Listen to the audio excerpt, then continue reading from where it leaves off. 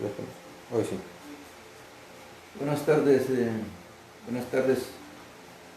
hermanos que nos escuchan, familia, amigos que nos escuchan en esta tarde. Una vez más estamos aquí con ustedes, su hermano en Cristo, el doctor Mejía, pastor de la iglesia Torre Fuerte, para compartir con ustedes una vez más este mensaje de la palabra de Dios.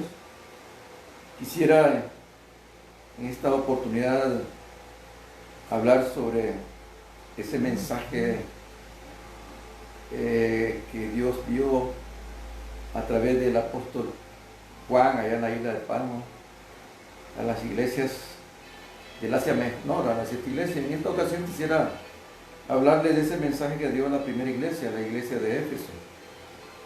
Antes quisiera bendecir la vida de cada uno de ellos, desear que allí en su hogar estén gozando de la paz de nuestro Señor en medio de la situación problemática que estamos sufriendo en Honduras y a nivel del mundo entero.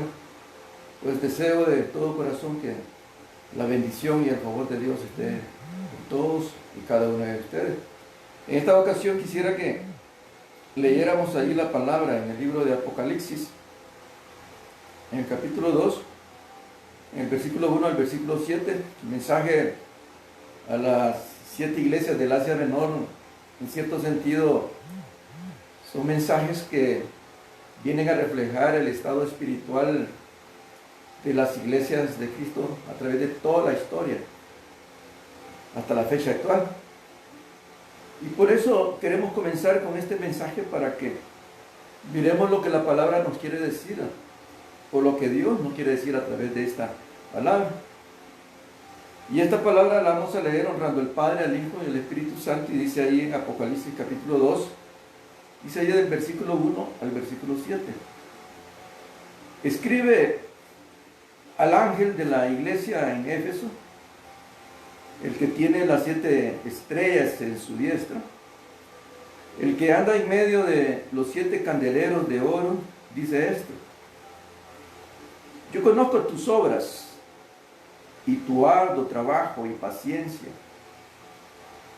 y que no puedes soportar a los malos, y has probado a los que se dicen ser apóstoles y no lo son, y los has hallado mentirosos, y has sufrido y has tenido paciencia, y has trabajado arduamente por amor de mi nombre, y no has desmayado.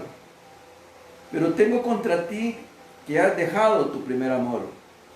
Recuerda por tanto de dónde has caído, y arrepiéntete, y haz las primeras obras, pues si no, vendré pronto a ti y quitaré tu candelero de su lugar, si no te hubieras arrepentido. Pero tienes esto, que aborreces las obras de los nicolaitas, las cuales yo también aborrezco. El que tiene oído, oiga lo que el Espíritu dice a las 17 iglesias. Al que venciere, le daré de comer del árbol de la vida, el cual dice está en medio del paraíso de Dios. Esta iglesia de Éfeso era una iglesia, como lo vamos a ver más adelante, que era ejemplo de trabajo y de amor cristiano. Para hablar un poquito de historia, Éfeso era una ciudad romana que se encontraba en Asia Menor. Era un centro comercial, tenía un puerto que comunicaba a través de un gran río hacia el mar y tenía salida, dice la historia, hacia Europa, hacia Asia, hacia África. Había mucho comercio, era una ciudad muy rica, era poderosa ricamente, pero era una población muy idólatra. Había allí una diosa a la cual le rendía mucho culto, era la diosa Diana, que en Roma se conocía con el nombre de Artemisa, era la diosa de la fertilidad, la diosa de la guerra. Habían erigido a esa diosa en Éfeso un gran templo que se consideraba en aquel tiempo una de las 7 maravillas del mundo antiguo. Y ellos, esa población, le rendía mucho culto a la diosa Diana, pero también le rendían culto al César, el emperador de Roma, porque consideraban al emperador de Roma un dios. La iglesia de Éfeso fue una de la primera iglesia que se fundó ahí de las 7 iglesias en el Asia Menor, y fue fundada por el apóstol Pablo, aunque hay algunos que dicen que quien la fundó fue Priscila y Aquila. Pero de acuerdo a la historia que nosotros hemos revisado, la iglesia de Éfeso fue fundada por el apóstol Pablo en el año 52 después de Cristo. Y esa iglesia la pastoreó Pablo aproximadamente 3 años, y después vinieron otros siervos de Dios. El último que la pastoreó fue el apóstol Juan, después de que regresó de la isla de Patmos. Y Pablo utilizó ese centro evangélico ahí en Éfeso como un centro misionero, de donde se partió para poder evangelizar a todas las demás localidades o naciones que se encontraban alrededor de esta gran ciudad de Éfeso. En este mensaje dado por Cristo, como dice la palabra aquí, escribe al ángel, dice, de la iglesia en Éfeso, el que tiene las 7 estrellas en su diestra, el que anda en medio de los 7 candeleros de oro, dice esto, que tiene las 7 estrellas en la diestra y que anda en medio de los 7 candeleros, que son las 7 iglesias. Ese es Cristo. Y dice esta palabra, y Cristo le da este mensaje a la iglesia de Éfeso a través del apóstol Juan, el cual le hace ver a la iglesia de Éfeso que conoce sus obras y su trabajo y paciencia. O sea que la iglesia de Éfeso, a pesar de la enorme oposición que ella tenía en el trabajo misionero ahí en esa ciudad de Éfeso, debido a la idolatría que existía en esa ciudad, esta iglesia era una iglesia constante en el trabajo misionero que Dios le había encomendado, porque amaba mucho su obra y trabajaba incansablemente en la obra de Cristo, soportando con paciencia los sufrimientos que tenía por su trabajo evangelizador, porque esta iglesia hacía ese trabajo por amor a Cristo y sobre todo por amor a su prójimo. Por eso, cuando el apóstol Pablo le escribió esta carta a los de Éfeso, les dice ahí en la carta de Efesios, en el capítulo 1, miren cómo se refiere Pablo a los que integraban esta iglesia en esa ocasión. Dice ahí en la carta de Efesios, en el capítulo 1, Pablo, apóstol de Jesucristo, por la voluntad de Dios, a los santos y fieles en Cristo Jesús, que están en Éfeso, gracia y paz a vosotros, de Dios nuestro Padre y del Señor Jesucristo. Y en el versículo 15 les dice, por esta causa, también yo, habiendo oído de vuestra fe en el Señor Jesús y de vuestro amor para con todos los santos.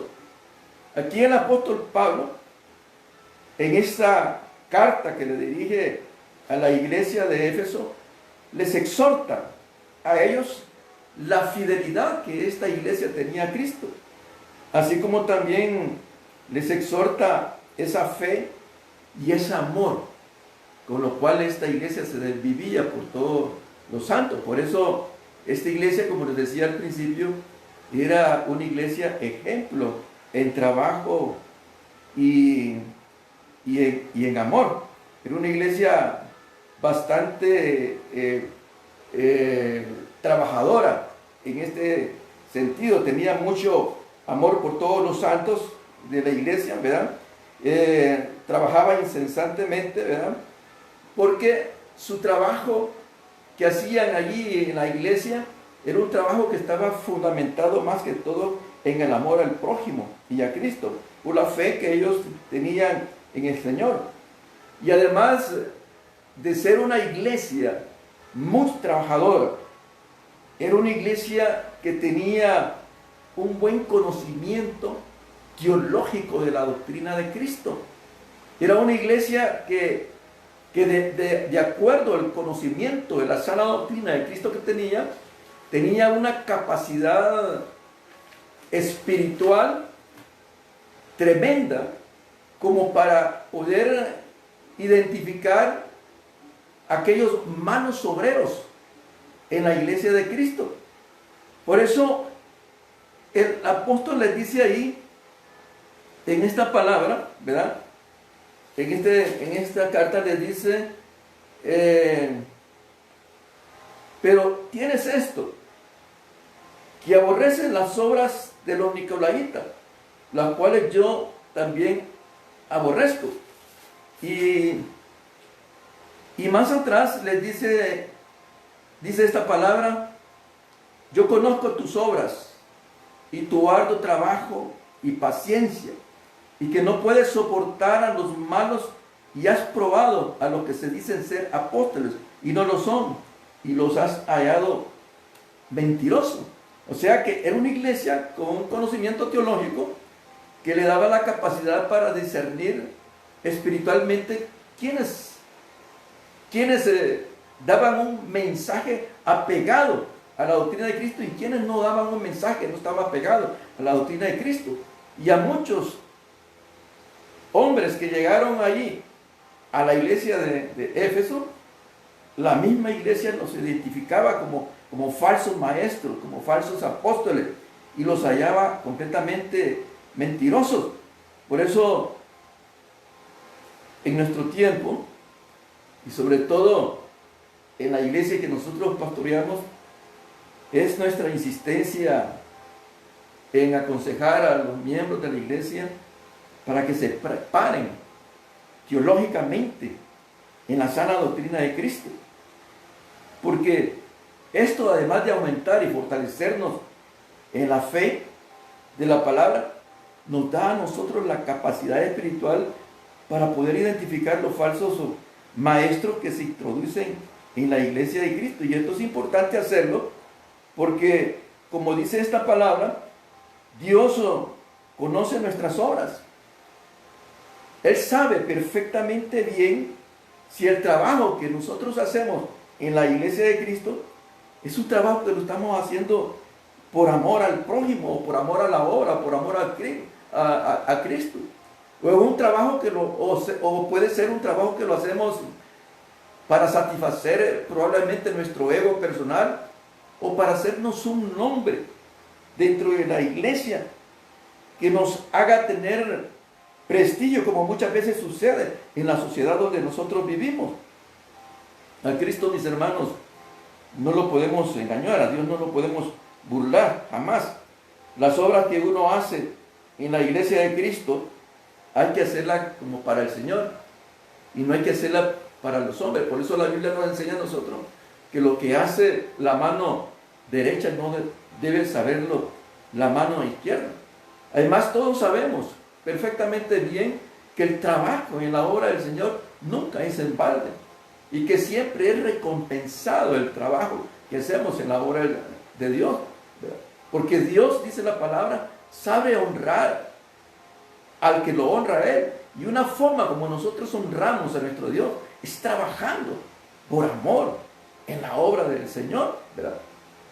Entonces Dios lo honra a uno, aunque el trabajo que nosotros hagamos en la obra del Señor debemos de hacerlo no esperando obtener ninguna recompensa, sino haciéndolo porque es bueno hacerlo, porque es por amor al prójimo, ¿verdad?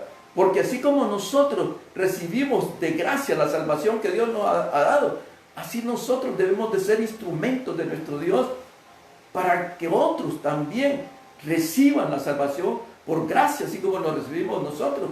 Y eso es bueno hacerlo de esa manera, porque uno le agrada a Dios cuando uno lo hace de esa forma. Ustedes saben, hermanos, que el gran mandamiento que Jesús le dio a los judíos allí en Mateo 22, dice ahí el gran mandamiento: amarás al Señor, tu Dios, con todo tu corazón y con toda tu alma y con toda tu mente. Dice, es el primer grande mandamiento. Y el segundo es semejante, dice Jesús: amarás a tu prójimo por ti mismo, como a ti mismo. Haz esto y habrás cumplido, dice, con toda la ley.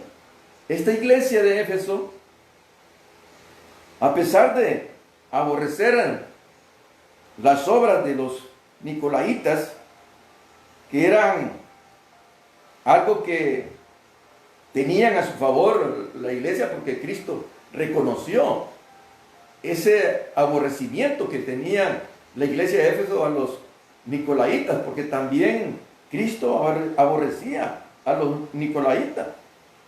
Ellos los aborrecían. La obra de esto habían introducido en la iglesia de Cristo. Algunos piensan que la doctrina de nicolaita procede de aquel diácono que fue escogido por el apóstol Pedro para darle de comer junto con Esteban a las viudas de los griegos, que se describe ahí en el libro de Hechos. Era Nicolás. Pero no, los nicolaitas, de acuerdo a la historia de la palabra,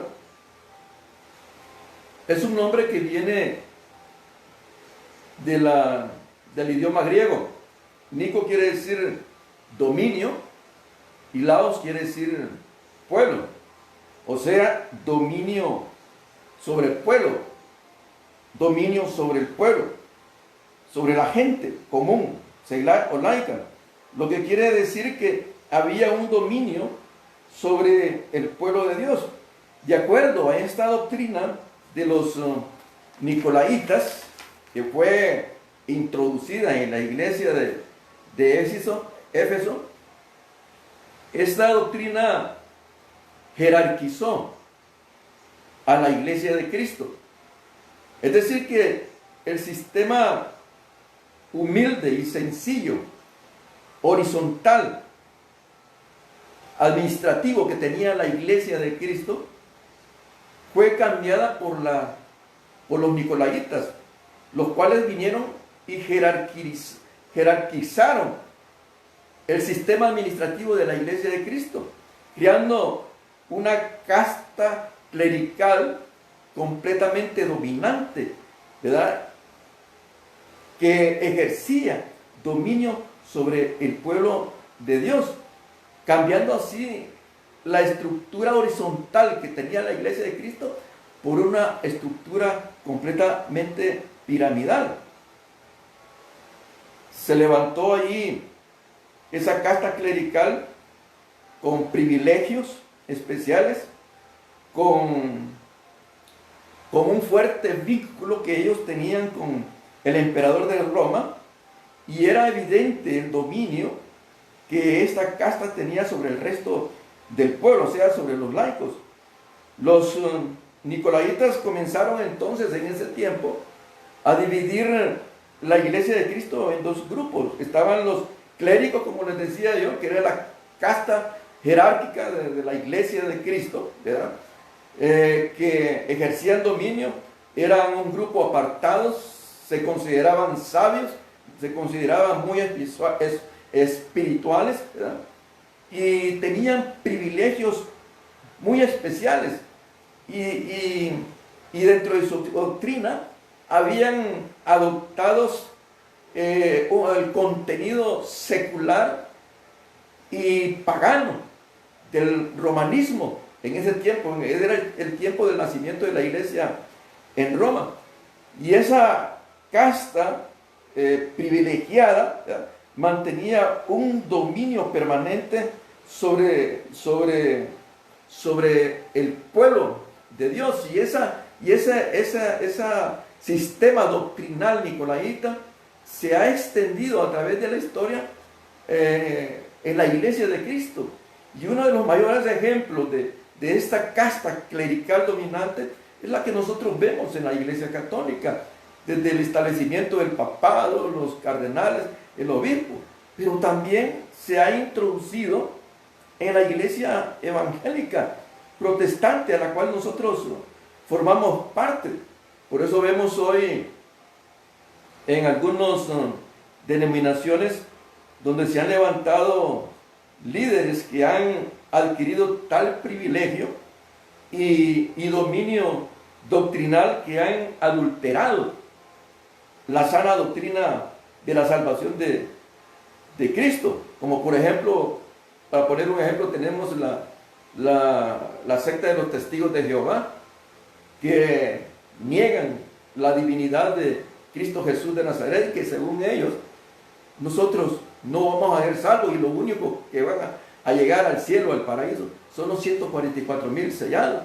O también vemos la secta que de Creciendo en Gracia, de aquel líder puertorriqueño que se llamaba José Luis de Jesús Miranda, que él mismo se autodominaba como el Jesucristo resucitado, y algunas veces se consideraba el anticristo, a tal extremo que sedujo a sus seguidores y los indujo a ponerse los 366, que es el número de la bestia según el libro de Apocalipsis. Y en tiempos más recientes hemos visto a otros y escuchado a otros pastores, ¿verdad?, que han introducido doctrinas tipo nicolaitas a la iglesia de Cristo, como aquel famoso pastor de Miami, ¿verdad?, Guillermo Maldonado, que dice él que la Biblia está anacrónica, es decir, que el mensaje de la Biblia es viejo, era para los tiempos bíblicos, que el mensaje de la Biblia actualmente no es para nuestros tiempos, por eso la considera anacrónica, y que hoy lo que tenemos que aprender son las enseñanzas que él está dando, son sus enseñanzas. Esos, mis hermanos, son las obras de los nicolaitas que se han introducido a la iglesia de Cristo y que han ejercido tal dominio en el pueblo de Dios que los seducen y los hacen seguir esa doctrina hereje, apartando así al pueblo de Dios del camino de la salvación. La iglesia de Éfeso aborrecía esas obras de los nicolaitas, pero a pesar de que tenía a favor la iglesia de Éfeso de aborrecer las doctrinas de los nicolaitas y que era una iglesia muy trabajadora en la obra de Dios y que tenía un buen conocimiento de la teología de Cristo Jesús de Nazaret, Cristo le llamó la atención muy fuerte porque le había fallado en algo. Esta iglesia, dice, se había dejado su primer amor. O sea que da la impresión, por eso le dice allí en este capítulo, le dice Cristo a través del apóstol Pablo, a través del apóstol Juan a la iglesia: pero tengo contra ti que has dejado tu primer amor. Da la impresión que esta iglesia, a pesar de ser muy trabajadora, a pesar de ser una iglesia con un buen conocimiento teológico de la doctrina del Señor y de haber sido una iglesia que trabajaba incansablemente en la obra del Señor, esta iglesia se había dejado el primer amor. Aparentemente la iglesia había perdido la motivación que antes los inspiraba a trabajar arduamente en la iglesia de Cristo. Y la motivación que los inspiraba a trabajar arduamente en la iglesia de Cristo era el amor que esta iglesia tenía por el prójimo y por la obra de nuestro Señor. Esa motivación aparentemente había desaparecido. Parece que no solo aborrecían las obras de los nicolaitas, sino que también aborrecían a los maestros falsos que practicaban la doctrina falsa.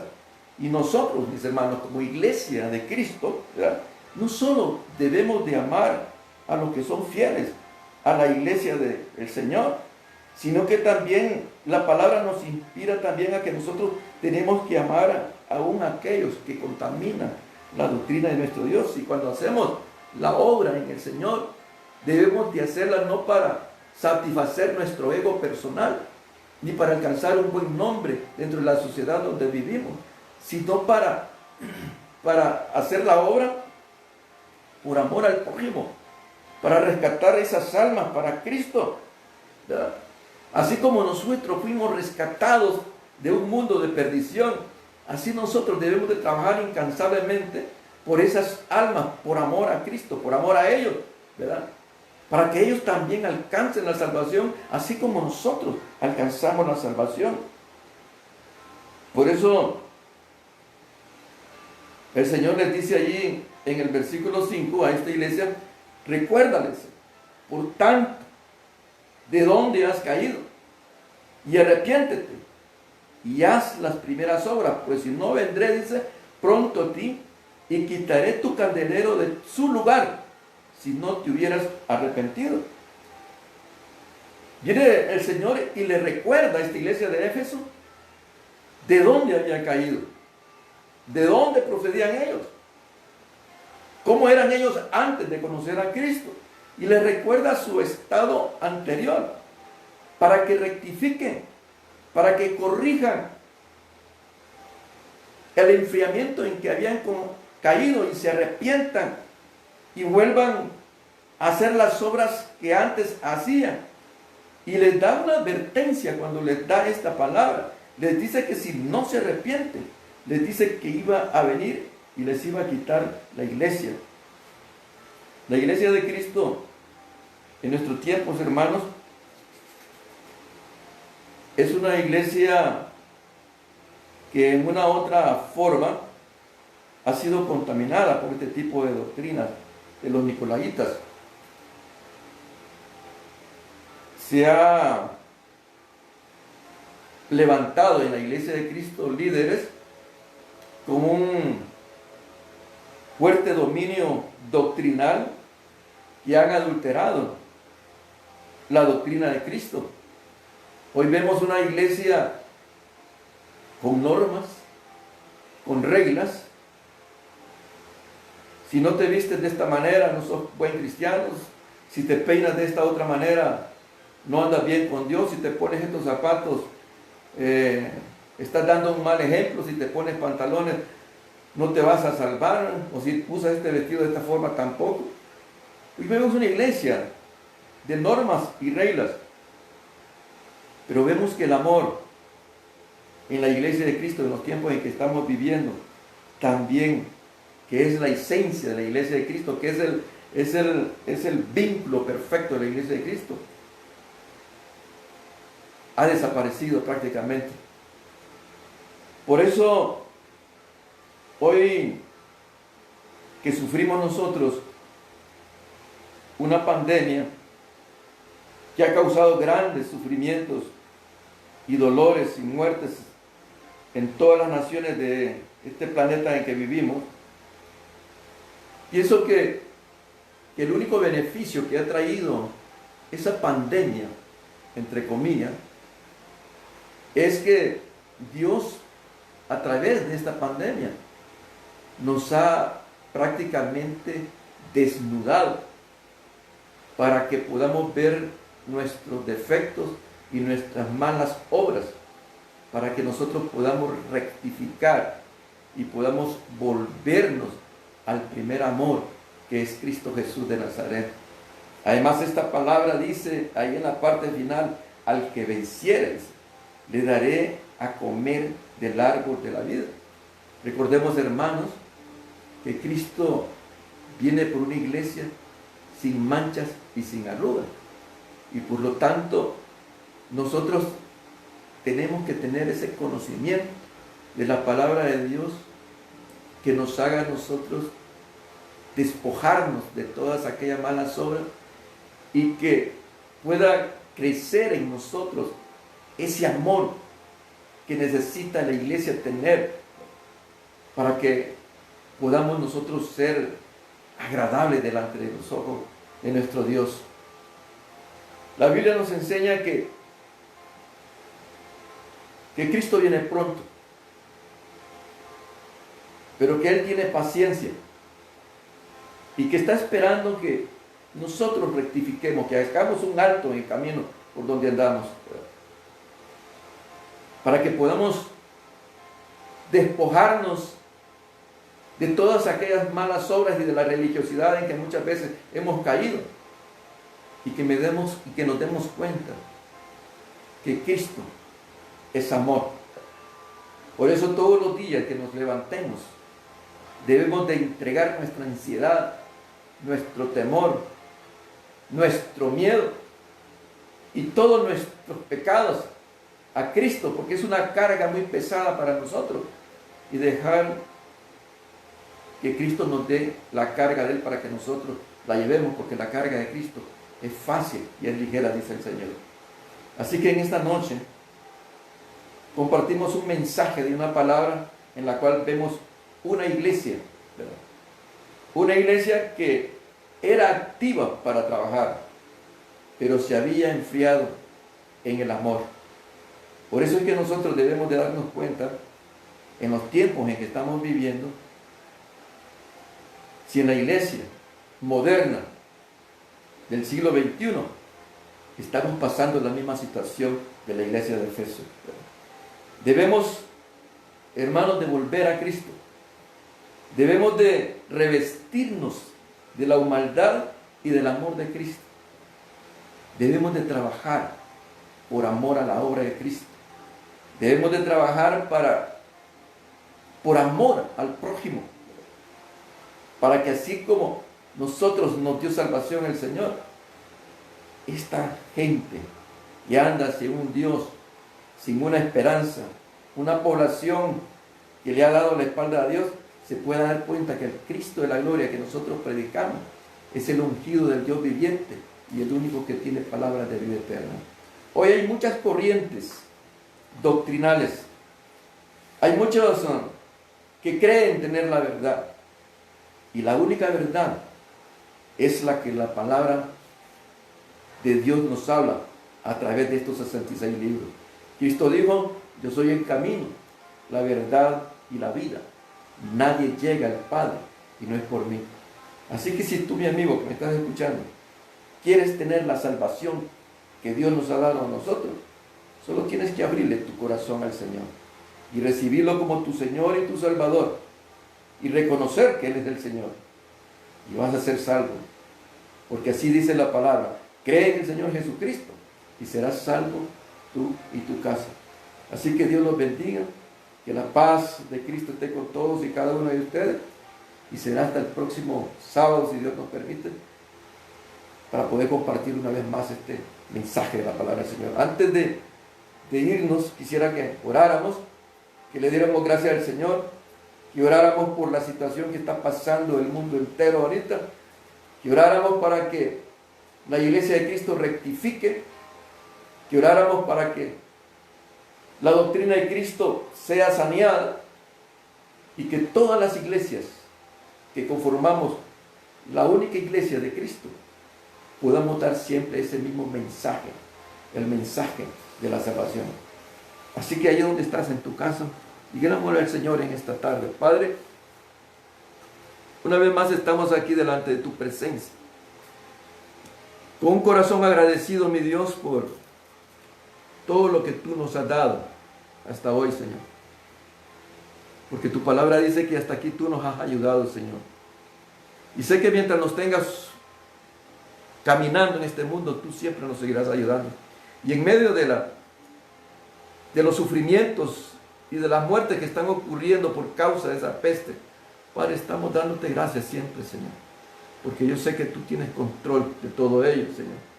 Y rogamos en esta noche, mi Dios, para que tu mano de poder, Padre, sea sobre cada familia, Señor, sobre cada persona, Señor, sobre cada nación, Señor, para poder, Señor, llevar esa paz tuya, llevar ese bálsamo de tu consuelo, Señor, y esa mano de poder, Señor, pueda sanar todo cuerpo enfermo por esa terrible enfermedad del coronavirus, Señor.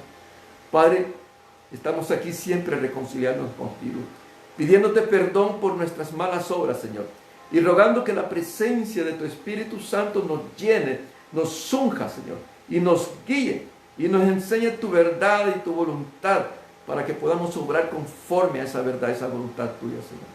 Para ello te ruego que perdones a toda esta humanidad que te dio la espalda, Señor. Que los libres de todos sus pecados, Señor. Que hagas que abran su corazón para que te reciban y te conozcan a ti, Cristo Jesús de Nazaret, que eres el único que tiene palabra de vida eterna. Oramos por la paz de este mundo en que estamos, Señor. Oramos para que destruya, Señor, toda la criminalidad que se ha levantado a lo largo y ancho de este mundo en que vivimos, Señor. Oramos por la paz de nuestro país. Oramos, mi Dios, para que deseches de nuestra ciudad y de nuestro país esa terrible enfermedad del coronavirus, Señor.